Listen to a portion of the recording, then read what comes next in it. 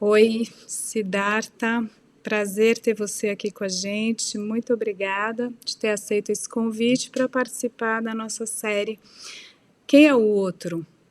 Ou quem é o outro que está dentro de nós? Ou como é que é isso? Siddhartha, bom, ele é muito conhecido, mas conte pra gente aqui quem é você. Oi, Maria, Apresente-se. prazer estar aqui com você. A gente está para se encontrar já tem um tempo e agora a gente conseguiu. Verdade, essas agendas muito difíceis, mas que bom, te agradeço amplamente. Igualmente, um prazer mesmo. Eu sou, acho que mais do que tudo, hoje eu sou o pai do Ernesto e do Sérgio, companheiro da Olha, Luísa, olha. e irmão do Júlio, irmão da Luísa, etc., da família toda, filho, sobrinho, neto, tio. Isso está crescendo em mim. Mas E aí, você também é, ou será, avô, bisavô, tomara, trisavô, mesmo sem saber e mesmo sem estar vivo. Já aqui entrando no conceito, né, pegando esse fio que você trouxe, porque você vai ser um outro para alguém. Mesmo que a gente nem venha a ter contato direto, né? Porque Platão é um outro para mim. Freud é um outro para mim, né? Então, e ele tá na minha filiação também. Olha que engraçado que você já fez a rede, né? Você se apresentou com a rede, bonito. Mas enfim, estamos já filosofando, né, Siddhartha? Vamos lá. a gente está falando de ancestralidade, né? Exato, E que é um exato. tema super político, porque quando a gente pensa de maneira a considerar essa ancestralidade e a descendência, aí tudo fica muito consequente, né? Uhum. Consciência do seu lugar dentro de um fio, né? Como eu gosto de chamar, ou de uma teia, dessa filiação. Somos filhos e seremos pais, sempre, tendo ou não filhos também. E temos obras, temos qualquer que seja a obra, um almoço, uma casa, uma sinfonia, né? Um livro. A gente sempre está digerindo o mundo e apresentando o fruto do que a gente digeriu. O que, aliás, tem a ver com o que é a mente, né? Então, mas se apresenta primeiro para todo mundo entender aqui por que que você é um interlocutor privilegiado para dizer para a gente, afinal, o que é a mente. Bom, aí eu não sei se eu sou tanto, né? Porque cada pessoa tem a sua própria. É muito difícil a gente falar da mente, tem as mentes, né? Mas eu estudo a mente, estudo o cérebro, sou biólogo, e sou capoeirista, que também é um estudo da mente. E Uhum. acho que a gente estava conversando um pouco antes, né? A gente está muito longe de entender o que é a mente. A gente tem uma ideia do que é o cérebro. A mente e as suas pontes com o cérebro estão sendo mapeadas há mais de 150 anos e a gente ainda tem muito a caminhar. Nos últimos, vamos dizer que o 21. Oi? Mas a gente aprendeu alguma coisa. Isso, aprendeu alguma coisa.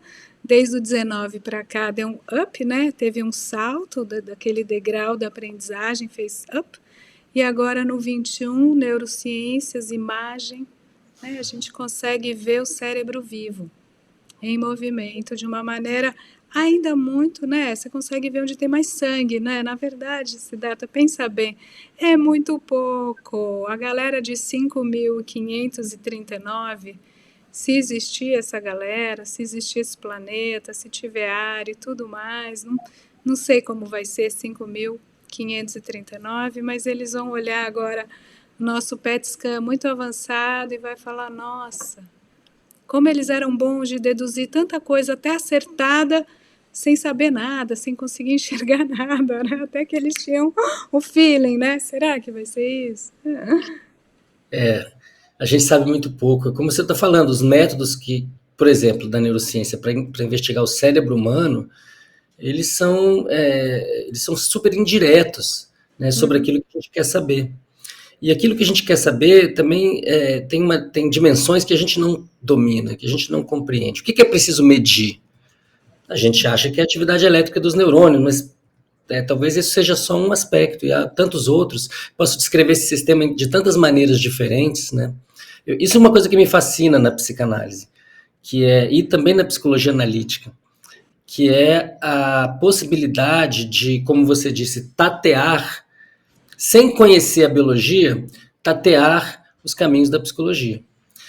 Mas sem perder, sem se divorciar da biologia em nenhum momento, sem se divorciar de uma Não, concepção racional objetiva, muito ao contrário, inclusive de uma exato. concepção empírica, muito ao contrário. Eu diria, eu sempre sou, vamos dizer, como tem os grupinhos, né? Eu sempre gosto de explodir os limites dos grupinhos. Eu gosto da borda, da margem, da terceira margem de todos os rios. Então, por que não escutar o que a BIOS mostra para gente? O eletromagnetismo, a física. Vai lá entender quais são esse conceito tão diáfano que pode parecer metafísico de energia.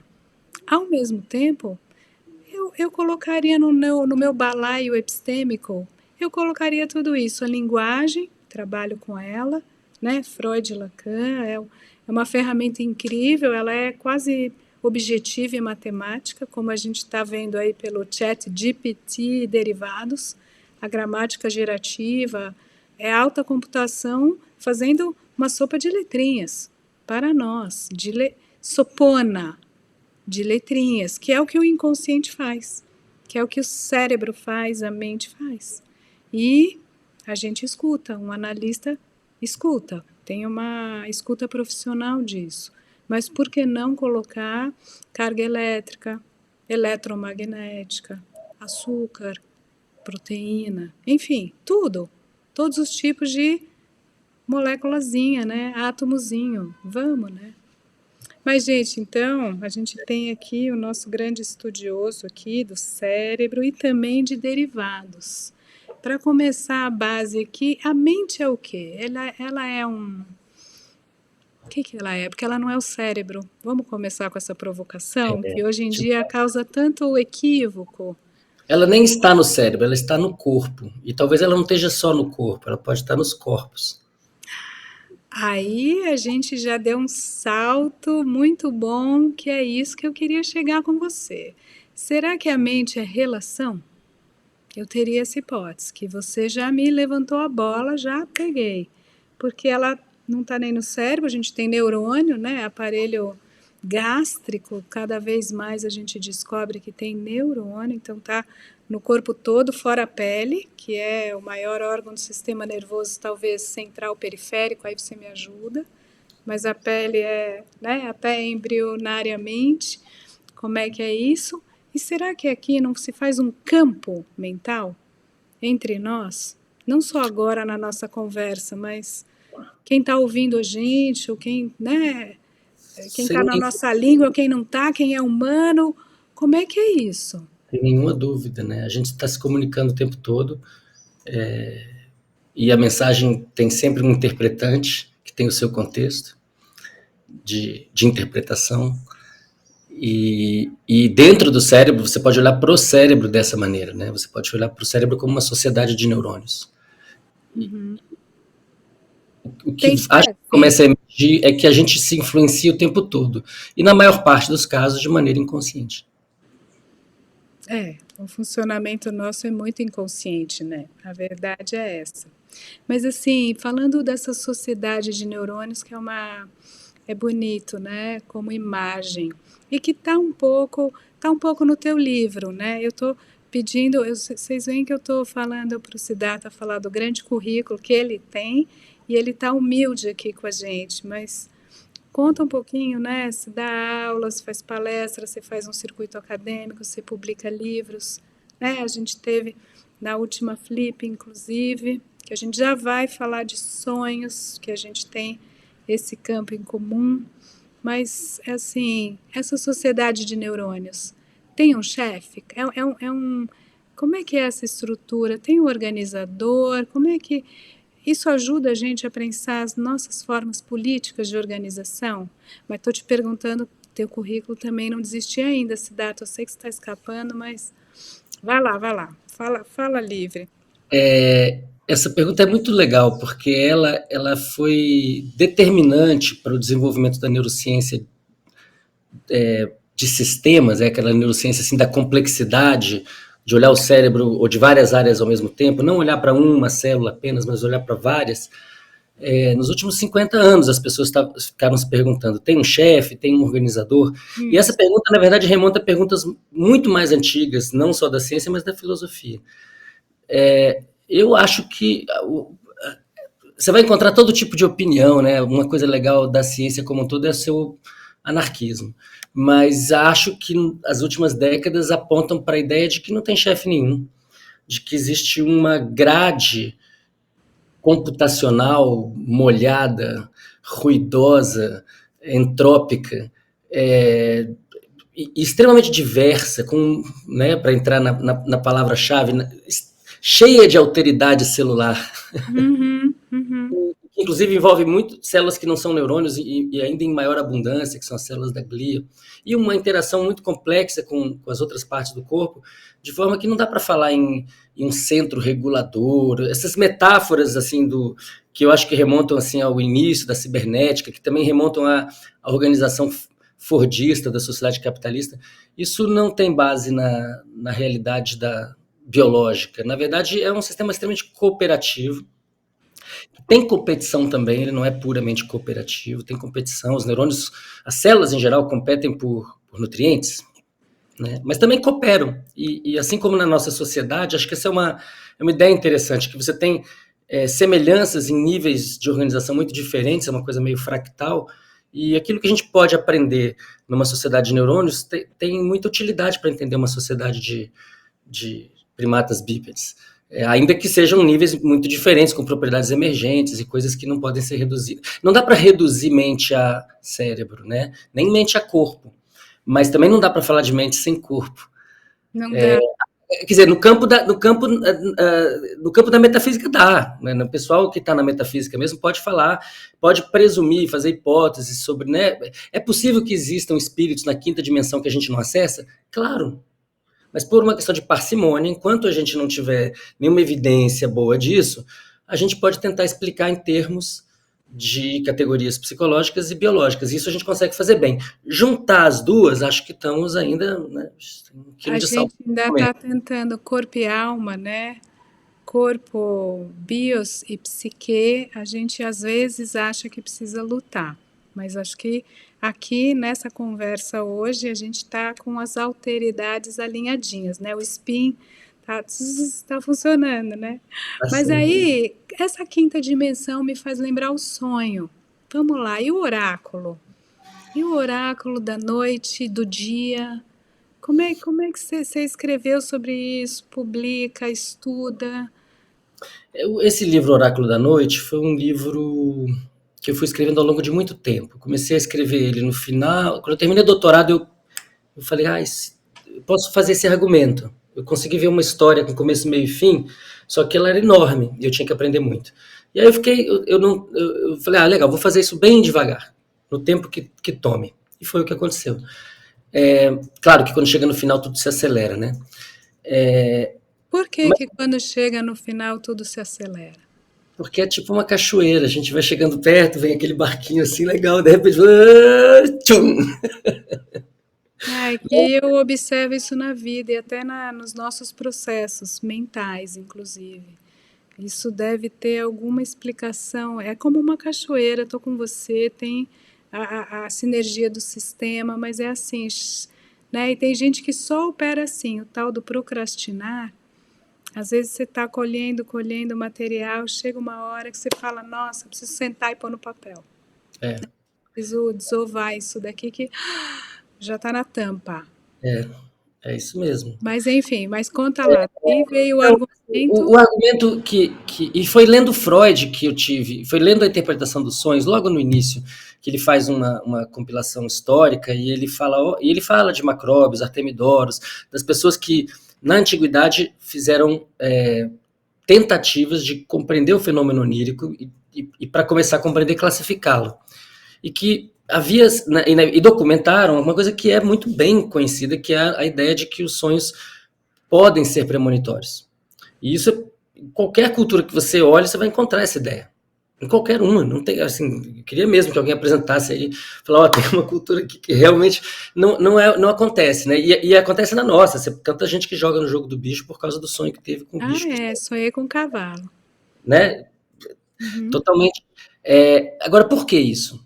E o que eu acho, a inspiração para o oráculo foi tentar retomar aquele início da interpretação dos sonhos que não olha para aquilo com desprezo, mas sim com curiosidade. Né? Uhum. Então, por isso também, nesse exercício de alteridade, olhar para outras organizações sociais que não é essa urbana contemporânea, com essas nossas neuroses e essa nossa doença da mercadoria, nas palavras do Copenau. E aí, olhando para as populações indígenas originárias, a gente vai perceber uma relação com sonhos muito mais rica, mais profunda, mais produtiva, mais... Enfim, posso dar milhões de adjetivos aqui, que nos ensinam algo sobre essa coisa que na nossa sociedade está quase que perdida. Para quem não faz psicanálise ou algum outro tipo de psicoterapia baseado em análise de sonhos, nessa sociedade aqui fala de sonho quando? Né? Se não tiver no Escuta candomblé, os sonhos. E escuta, vive quando? quando? Quando é Né? uma ferramenta maravilhosa, né? O Freud tem essa expressão, a via real para acessar o inconsciente, mas assim, você todo dia ganha de presente o oráculo da sua própria vida, da sua própria angústia, do que está batendo, do que está operando aí e da conexão com o mundo, não é só individual, né? Aquele livro dos sonhos no Terceiro Reich, a compilação de vários sonhos na pandemia. A gente já está desconfiando que esse oráculo ele também é coletivo. É esse campo, talvez, campo mental que a gente forma com os que estão vivendo junto com a gente, que estão vivos agora. Então, como é que a gente pode desprezar esse espaço, né? Aliás, a sociedade doente da mercadoria, através da sua fetichização, que a gente já descobriu esse mecanismo com outros autores, obviamente, né, citados aqui implícita ou explicitamente. 200 anos quase. E a gente tem que talvez se tratar disso para abrir o olhar, para ver coisas que a gente está girando em torno de fetiches e não está, né, tá desperdiçando outras possibilidades de vivência, né? Não só o sonho, aí a gente também vai ousar aqui conversar, assim como eu já conversei com o Marcelo Leite, que trabalha com a ciência psicodélica. Acho que você também tem um pé nessa cozinha das outras substâncias para além daquelas, né, tabaco, álcool, para além das legais, ou para além dos remédios para te chapar ou para te acordar, que levam a outros estados de consciência, né? Como é que você está nessa pesquisa aí, Cidade? Você falar do Marcelo, ele tem um livro muito bom, né, que é o Psiconautas, um livro Sim, a que gente mostrou aqui. ele teve aqui, né, nesse espaço. Ele que é um livro que fala sobre isso, né, sobre essa revolução psicodélica, que é uma segunda revolução psicodélica. A primeira foi nos anos 50 e 60. E, na verdade, essa não é a primeira foi muito antes entre os povos originários que descobriram os cogumelos mágicos, a ayahuasca, vários tipos de rapé e várias formas de certa maneira, sonhar fora do sonho da noite. Então, a E gente tem o o sonho da noite oráculo ritualizado também, atualizado. né, que a gente senta e a gente fala, vamos, vamos. Exatamente, exatamente.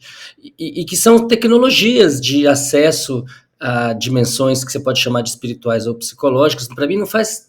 Eu realmente não estou tão preocupado com essa distinção, mas eu estou mais interessado em que a gente preste atenção nisso, em que a gente entenda como isso pode ser importante, não só para o indivíduo, mas, como você disse, para o coletivo. Para pessoas como o Davi Copenaua ou o Ailton Krenak, o jeito como a gente se relaciona com os sonhos de maneira ampla na sociedade, aquilo que é mais comum, é patético, né? E como você disse, não lançar mão de uma ferramenta muito importante de saúde individual e coletiva. essas substâncias psicodélicas clássicas, que são substâncias semelhantes à serotonina que todas e todos nós temos no cérebro, são muito poderosas para transformar conexões entre neurônios rapidamente. Elas remodelam as conexões entre os neurônios rapidamente. Então, elas são uma oportunidade de transformação rápida. Eu acho que eu entendo que um processo, eu como a pessoa que fez processos psicoterapêuticos de diferentes tipos, desde o divã freudiano até o que eu faço hoje em dia, que é terapia junguiana, com Valdemar Magaldi, é muito legal. Eu sempre entendo que é um trabalho... Você ama o terapeuta, hein, Siddhartha? Até eu adoro o Valdemar, mas eu amo o Alencar também, ó. E isso que é transferência, hein, usando o nosso conceito aqui. Me ajudaram muito, como eu não seria grato, né? O Dr. Maurício, que quando eu tive problema de pesadelo recorrente aos 6 anos de idade, não sei bem como é que foi, mas eu sei que deu bom. Então, assim, tenho muita gratidão, mas eu entendo que é um trabalho conjunto. Então, eu entendo que você tem ali um barro, que tem uma forma que não tá muito legal e está dando sofrimento, você quer mudar a forma do barro. E uma mão da pessoa que está se tratando, que está fazendo o atendimento, e outra pessoa que está fazendo o atendimento, né, com suas diferentes técnicas, isso aí, com o tempo, pode transformar. E com o psicodélico, o que você está fazendo? Você está tornando tudo isso muito mais potente. Então, você vai na sinapse já, né? Já vai. Né? Agora, é claro que isso significa que tem tanto... Acho que a substância é tão importante para isso quanto esse trabalho humano. E isso é uma lógica muito diferente da lógica da psiquiatria, a lógica convencional de que você vai resolver o seu problema tomando um remédio. Então, os psicodélicos não estão chegando para resolver o problema das pessoas por serem remédio, mas eles usados por boas mãos, que incluem as mãos de quem está querendo se transformar, acho que eles podem realmente promover uma mudança positiva rápida, que a gente precisa, né, Maria? Porque se a gente demorar demais a superar todas essas neuroses que estão prejudicando tanto a nós mesmos e às outras espécies e ao planeta como um todo, a gente vai rodar. E os robôs chegaram. Eu fico impressionado como a gente está tratando isso como se fosse algo... tipo um novo um blockbuster, entendeu? Já chegou um filme novo. Não é um filme novo, é uma revolução, é um tsunami. É uma revolução tecnológica, assim, 10.0, que a gente já estava intuindo, fazendo arte, que a arte é um pouco um oráculo também, né? A arte, né, Admirável Mundo Novo, por exemplo, vai nessas várias direções. É outra forma de você colocar consciência, porque a inteligência artificial, ela aprende. Ao aprender, né, tem essa dúvida, ela vai aprender o que o outro sabe. O outro, todos os humanos e todas as suas produções, e vai fazer bilhões de bits de informação, trilhões. Mas ela também aprende a aprender. Será que um dia ela vai aprender que ela está aprendendo? Que é o nosso estágio da autoconsciência. Tem uma história da consciência, ser consciente, né, do outro e de si, que só vem depois, curiosamente. E aí, como é que nós teremos esses amiguinhos, né? Muito mais poderosos que nós em quase tudo, ou tudo. E as pessoas falam assim, não, mas nós não, como é que é? Nós não somos papagaios estocásticos. Quem disse? Quem disse? Como você falou. Né? Agora você me assustou, Siddhartha. Agora vai. Como assim? Ué, a gente é o produto de uma soma finita de mecanismos. De inputs, né? De tudo que a gente recebeu. Ela não deixa de ser finita porque a sua história começou dia X, que pode até ser, né? Enfim, ela está bem longa, porque teu pai já começou faz tempo, tua mãe também. Você pega muito, como a gente falou, dessa filiação, mas ao mesmo tempo, você mesmo é 9 meses antes da data do seu nascimento, né? A gente tem a ilusão de infinitude, né? E isso, quando você vê uma pessoa já num estágio avançado de doença de Alzheimer, você percebe que não. Quando você vê uma pessoa com um caso de neurológico sei lá, um AVC que comprometeu uma área específica do cérebro, que tem uma função específica que não conseguiu ser reciclada, que o cérebro recicla muita coisa, mas cada caso é um caso, né? E aí, às vezes, a gente vê, aí você fala, olha só como a gente é uma máquina, né? Olha, então, inclusive, que eu acho que é uma coisa que dá muito sentido para a busca de um aparelho psíquico, para essa busca que, né, que o Freud foi, na qual ele foi pioneiro, e a própria busca do Jung, do Lacan, e de dizer, pô, esse negócio tem uma estrutura, esse negócio tem peças, tem partes. Essa peça é uma peça mesmo? Não, não é uma peça, é um processo, mas a gente precisa falar disso. Por quê? Porque isso nos remete à nossa animalidade e aos nossos limites. Eu acho engraçado as pessoas ficarem dizendo assim, não, o computador nunca vai fazer isso. Eu falo, gente, mas a gente acabou de sair da caverna, como é que você está falando isso? Como é que vai ser no ano 5039? Quanto que é que você falou? Por aí, por aí. Eu acho que o que a inteligência artificial vai fazer agora é nos colocar totalmente em xeque, não só economicamente, mas existencialmente. Existencialmente. Porque hoje a gente pode olhar para as máquinas como sendo nossas servas. Né? E como você disse, a arte, a ficção científica já mapeou todos os futuros dessa relação aí. Esse não termina bem para o nosso lado. Né?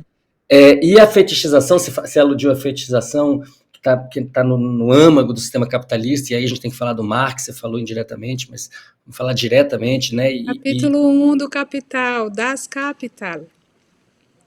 Isso daí agora chegou naquele. Ele estava certo. Aconteceu o que ele falou que ia acontecer. Ele falou que ia acontecer isso, que as máquinas iam tomar todo o trabalho. Todo mundo do trabalho. E agora está aí, tá na boca do gol. Né? Outro dia o Harari falou uma coisa, porque o Harari fala muita coisa legal, às vezes outras muito simplistas, mas uma coisa muito interessante que ele falou é que as máquinas não precisam ter nenhuma empatia por nós para que nós tenhamos empatia por elas. Sim, mais do que isso, que aí acho que tá chegando no nosso tempo final, infelizmente, mas vamos até talvez se encaminhar para o fim com essa ideia. As máquinas sentem ou não? Porque não ter empatia, não ter patos. Né? Então a máquina, em princípio, é fria, racional, calculista. Você dá um algoritmo de entrada para ela fazer um sorteio. Ela não vai roubar no jogo, nem no sorteio. Ela é, né, ou 0 e 1 ou quântico. Mesmo que você faça a computação quântica, que é outra revolução que está chegando aí, né? Não é à toa. A gente ainda está 50, 70 anos atrasado assistindo Oppenheimer, né? Mas, na verdade, a computação quântica ela vai ser hiperpotente, muito mais veloz, aí você junta biotech, AI e computação quântica, o mundo, daqui 10 anos daqui 10 meses a gente faz essa conversa de novo, Siddhartha, porque assim, é muito rápido. Então, assim, 2025, 2030, será que o afeto pode mudar? Será que outros estados de consciência, psicodélicos, aceleração da consciência, se eu estou te seguindo bem, é quase isso que você está propondo, né? Gente, vamos rápido, senão está rodando. Mas e os afetos, e o sentir, a máquina vai sentir, tem 40 perguntas em uma só, mas acho que você captou a minha inquietação, né? Eu acho que as máquinas chegaram no ponto em que elas farão tudo o que for pedido a elas. Tudo que for programado será feito, porque os meios para isso acontecer estão dados. Né? Essa explosão porque quando começou a história de você programar uma máquina para detectar padrões, para classificar padrões, isso era tão canhestro, era tão simples. Inclusive, quem estava fazendo isso, o Marvin Minsky, estava se inspirando no Freud para fazer isso. Mas os poderes computacionais eram tão parcos que ninguém levou muito a sério, a não ser a galera que estava fazendo. Que são quem? Militares e grandes corporações. Hoje, essas máquinas adquiriram o poder de praticamente fazer qualquer coisa melhor que o ser humano e, quando não consegue, aprender rápido do ser humano. A gente está entregando de bandeja para as máquinas. Você falou isso há pouco. Está entregando de bandeja.